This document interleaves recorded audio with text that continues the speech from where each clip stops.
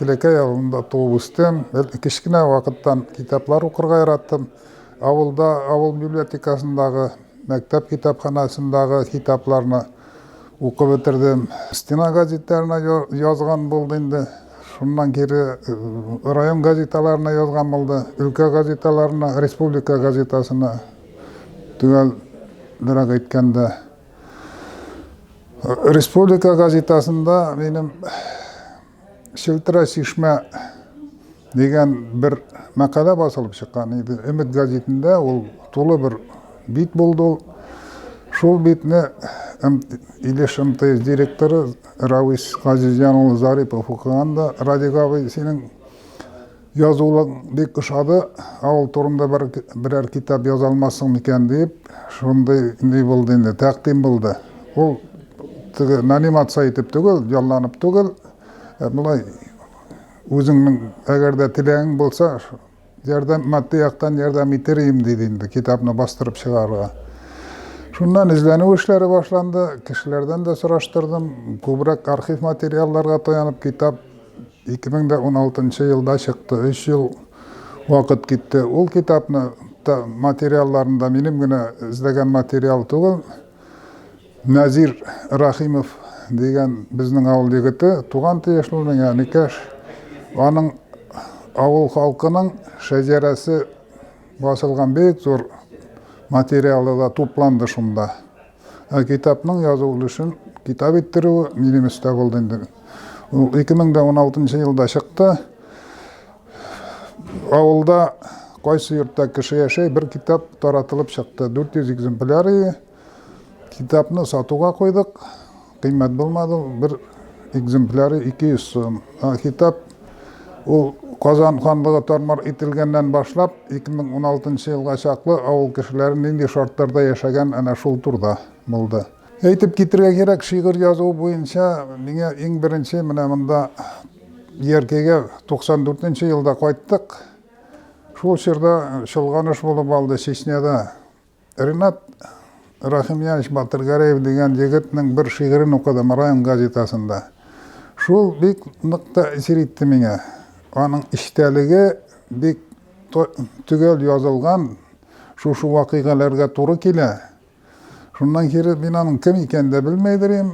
Тормыш безне очраштырды ПУЖКХда, ул ПУЖКХда эшләйдер. Мин дә шул ПУЖКХга эшкә урнаштым, берничә ел бергә эшләдек. Ул эшләгән дәврендә юбилерларны, туган көннәргә шигырь язадыр, бергә эшләгән иптәшләргә аңа карап, мин дә хәзер язгалай башладым. Стена газетасында такмаклар китте башта, аннан кире туган көннәргә котлаулар. Шулай иттер-бәнә беренче адымнар шундай булды инде. Ул мөрәҗәгать итүчеләр күп булдылар. Мин шигырь язам дип, шагыйрь булам дип, махсус утырып язганым булмады. Очрактан очракка язылды инде шулай.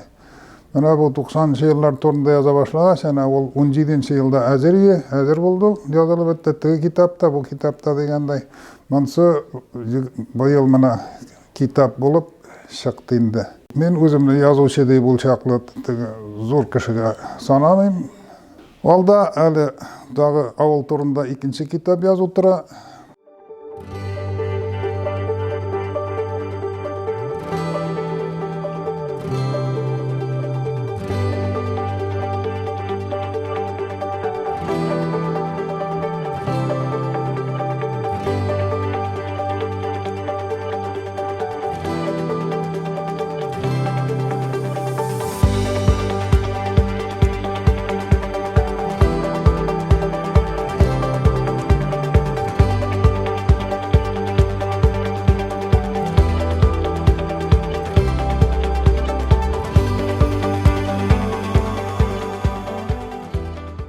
Рөхсәт итегез, сезгә рәхмәтебезне белдерергә үземнең исемнән, Яркәй администрация исеменнән, отдел культура исеменнән Радигай. Сезгә уңышлар, эшегез өчен рәхмәт. Киләчәктә дә шулай бергә булып, кат-кат инде соңгысы булмасын, тагын китаплар язарга язсын. Без бүген бик зур бәйрәмдә катнашабыз. Без инде авылдаш үземнән Радигай. Зур бәйрәм. Шәндә бүген икенче китабы. Дөньяга күрде бит инде. Biz onun birisi kitabı için башта бик зур рәхмәтлебез. Ул китап инде кемгәдер теге үзенең туганнарын карар өчен генә, история өчен генә булса, безгә ул эш өчен нык кирәкле китап. Чөнки анда безнең авылда кемнәр туган, кемнәр яшәгән, кайда эшләгән, нинди эшләрдә эшләгән, шушындай информация кирәк булса, шушы китапны кулга алабыз. Ул безнең теге өстәл китабы дип әйтергә була инде. Менә бүген икенче китабын дөнья күрде бит инде, тоже миндә укып чыктым, аны Радик абый миңа да бүләк иткән бу китапны. Тоже рәхмәт белдерәсем килә. Әгәр дә кулымнан килсә, медальләр кыяр идем. Пенсионерның түшенә тыгып та кыяр идем. Медальләр сөйләрләр иде, кемнең кем икәнлеген, һәркемгә нинди бәя һәм хөрмәт дигәнлеген. Хөрмәт медаленә лайык дусларның уңганнары, эштә, йортта һәм тормышта үрнәкле булганнары. Алтын куллы дигән медаль оста уңган затларга, аларның исеме, дамы билгеле чит якларга. Тәкъбир һәм мактанчыкка шыйып борын дигәне, сүз йөртүчегә озын тел өлешенә тигәне. Туймас нәпсе, кармар, сирмәр, озын кул дигәннәре, аферист, түрә, мошенник, карар бур медальләре. Зәһәр йылан булыр иде дус ишләрен сатканга, туганлыкны изеп таптап гынахага батканга. Юга йылан 200ле тәлинкәгә тотушыга, 1 минутка ярар өчен абруен сатушыга.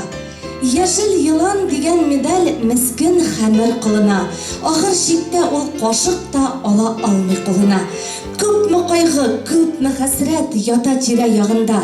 Басып торырга да оят бу кавалер янында. Калайка күп сөйләр иде алиментлар турында. Күсәктәле Дорфаныкы яши бик күп урында. 3-4 медаль такканы да булыр кебек арада. Яшьтән үк сайла медальне исемлеккә карада.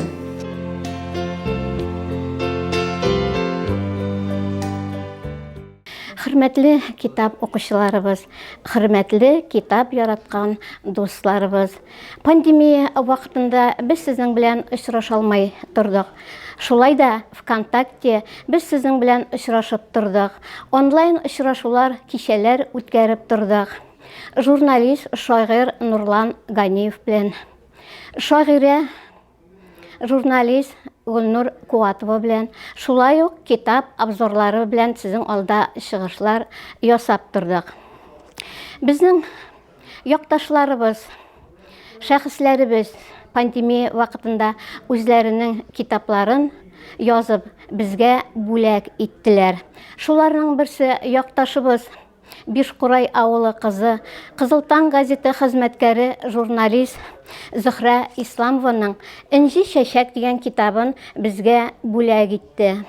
Шулай ук «Бәхет ачкычы» дигән хикәяләр китабын безгә тапшырды.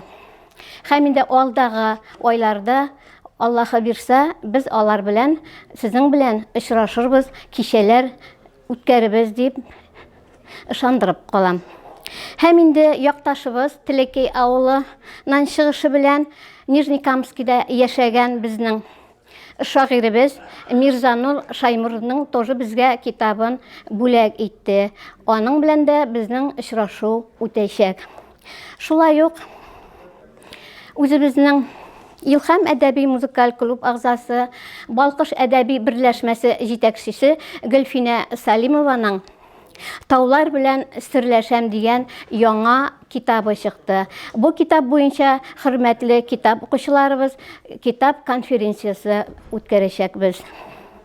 Шулай ук безнең 90 яшын тутырган Илһам әдәби музыкаль клуб агзасы Сәрия апа Сафиуллинаның «Илһам чишмәсе зәңгәр күк йөзе» дигән яңа китап иҗат итте. Аның белән дә без очрашу үткәрәчәкбез. Шулай ук журналист якташыбыз Илдус Тимирханов «Чиркүл дөнья башкаласы» дигән бик саллыгына яңа китап иҗат итте. Илдус Тимирхановның яңа китабында тәкъдир итү кичәсендә сезне көтеп калабыз. Хөрмәтле китап укучыларыбыз, дусларыбыз, китапханабыз безнең иртәнге 9-дан кичке 7-гә хәтле хезмәтләндерә. Сезне көтеп калабыз.